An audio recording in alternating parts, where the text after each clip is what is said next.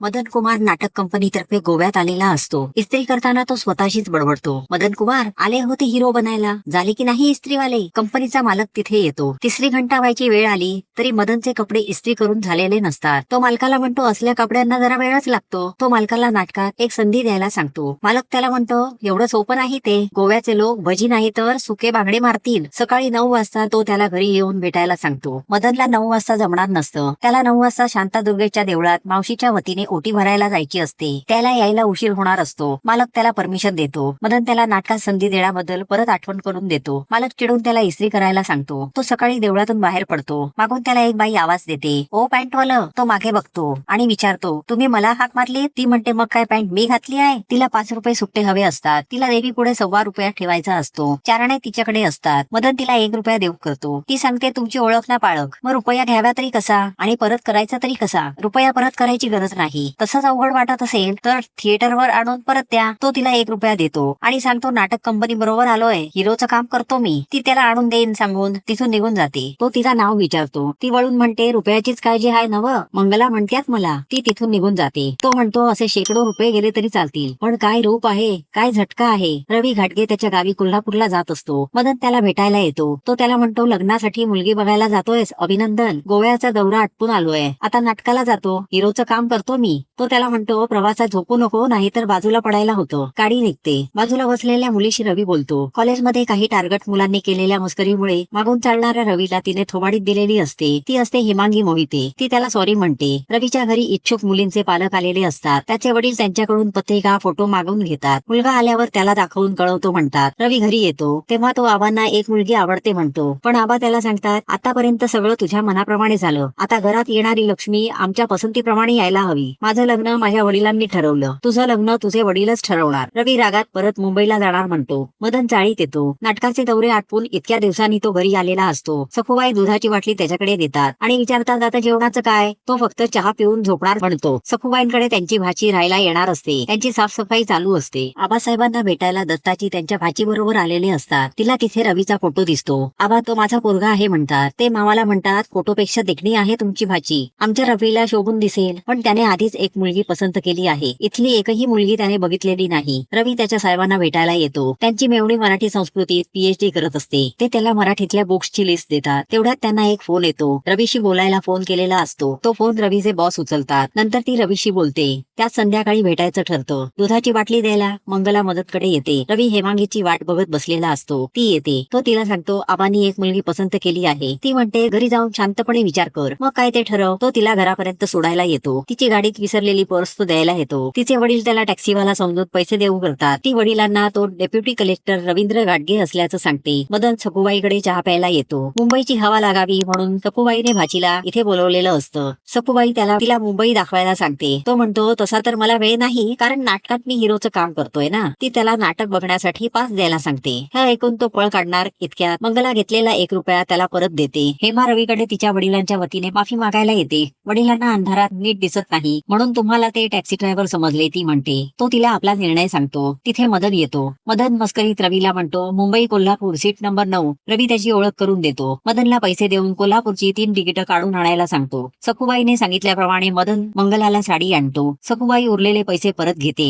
त्याला विचारते, हिला फिरवायला केव्हा नेणार? तो तिला संध्याकाळी तयार राहायला सांगतो. मदनने आणलेले नवीन सँडल्स साडी नेसून मंगला मदनकडे येते. तो तिचा मेकअप करतो. एवढ्या मोठ्या सँडल्स घालून मंगलाची कसरत चालू होते. तिघे कोल्हापूरला येतात. आबा प्रेमाने हेमाला जवळ घेतात आणि म्हणतात, कितीही झालं तरी तू माझी सूनच आहेस. ते तिला म्हणतात, माझी पसंती आणि माझ्या पोराची पसंती काय वेगळी असणार आहे होय? त्यांचं लग्न होतं. जोडपं परत मुंबईला निघत असतं. आबा हेमाला सांगतात, आई विना पोर आहे माझा रवी. मदन ही माझ्या मुलासारखाच आहे. लहानपणी तळ्यात बुडणाऱ्या रवीला त्याने वाचवलं म्हणून तुला हे सौभाग्य लाभलं. कधीही त्याला अंतर देऊ नकोस. आबांचा आशीर्वाद घेऊन ते दोघे मुंबईला येतात. हेमा कुठेतरी बाहेर फिरायला जाण्याबद्दल बोलते. शेवटी वज्रेश्वरीला तरी जाऊ, ती त्याला म्हणते. सकाळी जाऊन संध्याकाळी परत येऊ. तेवढ्यात मदन घरी येतो. रवीच्या बॉसकडे जाऊन त्याने रवीसाठी रजा मंजूर करून घेतलेली असते. महाबळेश्वरची 2 तिकीटं त्याने आणलेली असतात. सोबत बॉसची चिठ्ठी सुद्धा असते. ते महाबळेश्वरला जातात. मदन मंगलाला घेऊन रवीच्या घरी येतो. ती त्याला विचारते, इथे सामान दिसतंय कोणाचं तरी? तो म्हणतो, माझ्या मित्राचं नुकतंच लग्न झालंय, त्याला राहायला जागा नाही म्हणून मी त्याला जागा दिलीये. एक रूम तिला दाखवतो. दोघे जवळ येतात. अचानक दरवाजाची बेल वाजते. दरवाजात रवी असतो. तो त्यांना विचारतो, तुम्ही एवढ्या लवकर कसे परत आला? रवी म्हणतो, 8 दिवस झालेत. पॅन्टवालं कोण कोणाशी बोलताय म्हणत तिथे मंगला येते. सगळा प्रकार रवीच्या लक्षात येतो.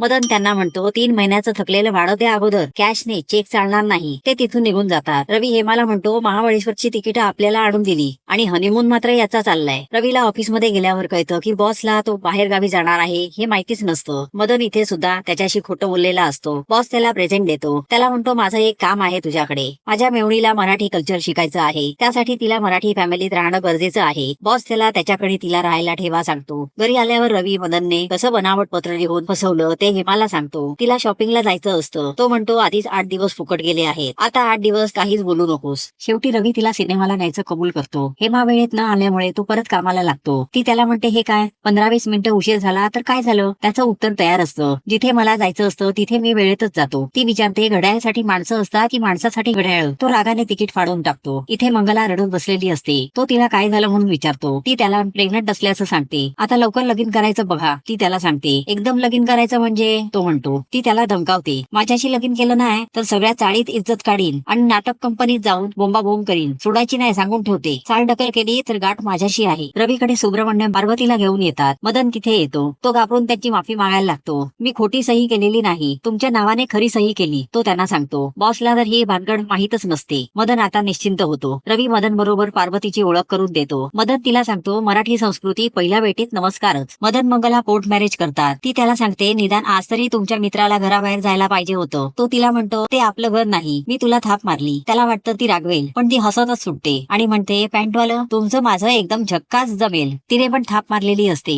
आई होणार असल्याची. ती त्याला नवस फेडायला शांतादुर्गेला जायचं म्हणते. दोघे दर्शनाला गोव्यात येतात. रवी पार्वतीला सणांविषयी माहिती देत असतो. हेमाला त्याच्यावर संशय येतो. नेहमी पंक्च्युअल असलेला रवी 6व्यांदा ब्रेकफास्टला लेट आलेला असतो. तेवढ्यात पार्वती नंदी बैल म्हणजे काय विचारायला येते. हेमा तिला म्हणते मला नाही त्याला विचार. रवी तिला बीचवर फिरायला घेऊन जातो. हेमा तिथेही पाळत ठेवते. घरी आल्यावर पार्वती तिच्या समोर रवीचं तोंड भरून कौतुक करते. ती तिला सांगते your husband is very lovable man. Hema रवीला म्हणते तुमची संस्कृती माझ्या गळ्याशी यायला लागली आहे. पदरात निखाराच बांधून घेतलाय मी. 15 मिनिटं उशीर झाला तर तुम्ही तिकीट फाडली सिनेमाची. आता कुठे गेली तुमची शिस्त. जेवण तसंच राहतं. त्यांचं भांडण चालू होतं. तो पार्वती बरोबर बाहेर खाऊन आलेला असतो. मंगला चाळीतल्यांना नाटकाला घेऊन आलेली असते. तिला नाटकाचे पासेस हवे असतात. मदन राजाभाऊला भेटायला येतो. तो त्यांना जॉनी वॉकर घ्यायला सांगतो. एक जण मालकाला राजाभाऊ पिऊन टाईट असल्याचं सांगायला येतो. मालक बघायला येतो. राजाभाऊ तिथेच आडवे होतात. तिसरी बेल होते. ते मदनला कृष्णाचा रोल करायला सांगतात. मदन कृष्ण बनून येतो. त्यांचा प्रयोग यशस्वी झालेला असतो. हेमाने पत्र लिहून विनायकला तिच्या मामी भावाला बोलावून घेतलेलं असतं. ती पार्वतीला सांगते आता हा तुला मराठी संस्कृती एक्सप्लेन करेल. मंगला चाळीतल्या मुलाला बोलावून एक कागद वाचायला देते. मुलगा वाचायला लागतो. माझ्या लाडक्या मदना, माझ्या राजा, तू मला नाटकाचे 2 पास दिलेस. तू मला फार आवडतोस. तुला सारखं भेटावंसं वाटतं. मला लवकर भेट. माझ्यावर तुझं प्रेम आहे ना. तुझीच दर्शना. तो मुलगा तिला म्हणतो मावशी याला प्रेमपत्र म्हणतात. मदन घरी आल्यावर त्याला मंगलाचा रुद्रावतार पाहायला मिळतो. ती त्याला पत्राबद्दल विचारते. तो म्हणतो हे पत्र माझं नाही, नाटक कंपनीला कपडे पुरवणाऱ्या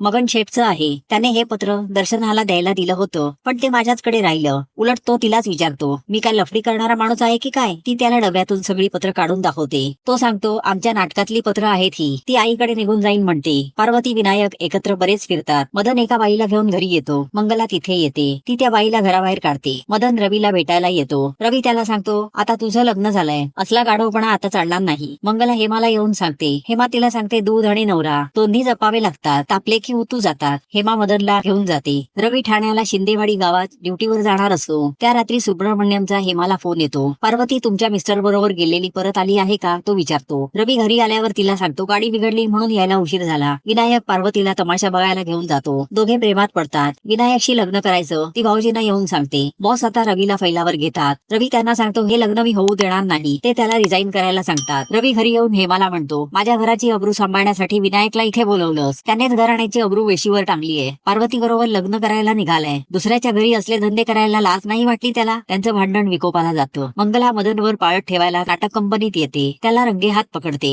रातच्याला घरी या म्हणजे दावते तुम्हाला म्हणत निघून जाते. रात्री येऊन ते घरी येतात. मदन एकटाच असल्याचं हेमाला सांगतो. हेमाला खोलीत झोपायला पाठवल्यावर रवीला घरात घेतो. मदन पार्वतीच्या खोलीत झोपायला जातो. हेमा रवीची वाट पाहत जागी असते. मंगला मदनला शोधत रवीच्या घरी येते. हेमा तिला भाऊजी गेस्ट रूम मध्ये झोपले आहेत असं सांगून तिथे पाठवते. तिथे रवी झोपलेला असतो. रवी खोलीबाहेर सटकतो. मदनच्या रूम मध्ये त्याला घेऊन जातो. तो स्वतः पार्वतीच्या रूम मध्ये जाऊन झोपतो. रात्री पार्वती घरी येते. कॅमेरे बघून आम्ही आलोय ती बोलत असते विनायक बद्दल पण हेमाला वाटतं तिच्या बरोबर रवी होता. पार्वती रूम मध्ये येते. ती रवीला उठवण्याचा प्रयत्न प्रयत्न करते. रात्रभर ती स्टडी करत बसलेली असते. सकाळी उठल्यावर मंगला मदनला शोधायला लागते. तो बेड खाली पडलेला असतो. ती हेमाला येऊन सांगते पॅन्टवाला पळालं. हेमाही तिला सांगते मी पप्पांकडे जाऊन येते. हे रात्रभर घरी आलेले नाहीत. पार्वती मंगलाला सांगते ते तर माझ्या खोलीत झोपले आहेत. मंगलाला तिथे रवी झोपलेला दिसतो. गाडी खाली पार्क केलेली बघून हेमा सुद्धा परत घरी येते. हेमा खोलीत येऊन रवीला उठवते. त्याला म्हणते मी घरात असताना रात्रभर पार्वतीच्या खोलीत झोपताय. काल रात्री कॅबरे बघायला गेलात. ती आत्ताच बाहेर गेलीये आणि माझ्यासमोर नाटक करताय. ती घर सोडून जायला निघते. रवी तिची समजूत घालू लागतो. मंगलाला घाबरून मदत बाथरूम मधून बाहेरच आलेला नसतो. घराबाहेर पडताना आबा तिथे येतात. तिला समजवतात घरातल्या तक्रारींचा आवाज 4 भिंतींच्या बाहेर जायचा नसतो सुनबाई. जे सांगायचं ते घरात जिन्यात नाही. मदत बाहेर पडलेला असतो. आबा हेमाला सगळा प्रकार सांगायला सांगतात. पार्वती तिथे येते. मराठी संस्कृतीत कॅबरे बसतोय का आबा पार्वतीला विचारतात. ती म्हणते विनायक आणि ती दोघे गेले होते. आबा पार्वतीला सगळा प्रकार विचारतात. पार्वती सांगते मिस्टर गाडके माझ्या खोलीत झोपले होते म्हणून मी रात्रभर अभ्यास करत बसली. विनायक आबांना म्हणतो मी हिच्याशी लग्न करतोय. तेवढ्यात सुब्रमण्यम तिथे येतात. कास्टमुळे त्यांचा या लग्नाला विरोध असतो. आबा त्यांना समजवतात we are all Indians then why there should be any difference between caste and culture. Madras is not out of India and she is not a kid. आता आबांचं म्हणणं बॉसना पटतं. सुब्रमण्यम रवीला राजीनामा परत घ्यायला सांगतात. आबा बॉसना सांगतात रेजिग्नेशन तो परत घेणार नाही. रवीला आणि मदनला गावाला चलायचं म्हणतात. मदनला म्हणतात तिथे जाऊन शेती करायची आहे. पार्वती एक फॅमिली फोटो काढते.